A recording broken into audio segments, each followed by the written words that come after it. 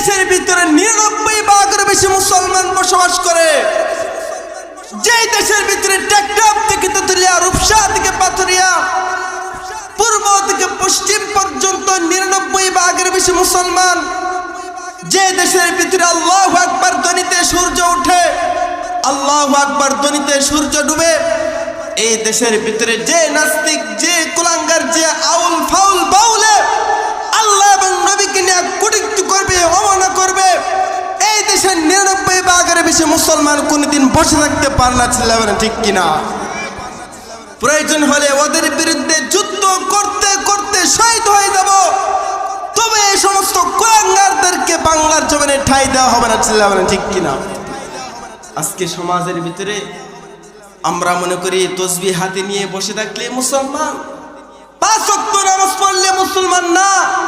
মুসলমানকে তাকে বলা হয় ৫ ওয়াক্ত নামাজ পড়বে সময় মতো, যখন কোন নবীর বিরুদ্ধে, আল্লাহর বিরুদ্ধে কটূক্তি করবে, অবমাননা করবে, সাথে সাথে তরবারি নিয়ে রাস্তার মধ্যে নেমে যুদ্ধ করবে, তাকে বলা হয় মুসলমান। চিল্লাবেন ঠিক কিনা?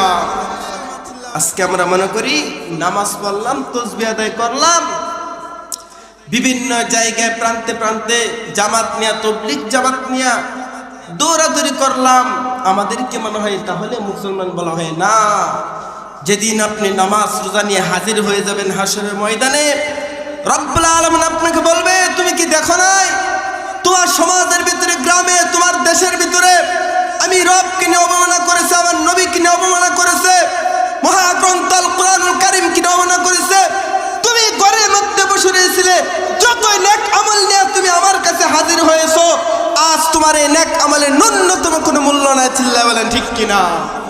এই জন্য ভাই সমাজের ভিতরে যে জিনিসটা আমরা দেখতে পাচ্ছি, আউল বাল বিভিন্ন গান টান দিয়ে আপনাদেরকে কিচ্ছা কাহিনী শোনায়, এই সমস্ত সব কিছু বিদআত, আর এই সমস্ত কাজের ভিতরে, গানের ভিতরে শিরক ছাড়া আর কোনো কিছু গ্রান পাওয়া যায় না। চিল্লা বলেন ঠিক কিনা? আল্লাহ তাআলা সকলকে হেফাজত করুন, সকলে বলে আমিন।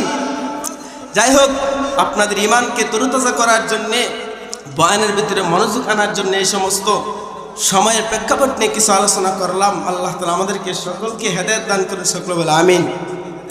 আল্লাহ পাক রব্বুল আলামিন বলেন, ওয়ামা আরসালনাকা ইল্লা রাহমাতাল লিল আলামিন। আল্লাহ পাক রব্বুল আলামিন ডাক দেয়, কই নবী, আমি আল্লাহ তাআলা আপনাকে পৃথিবীর মধ্যে রহমত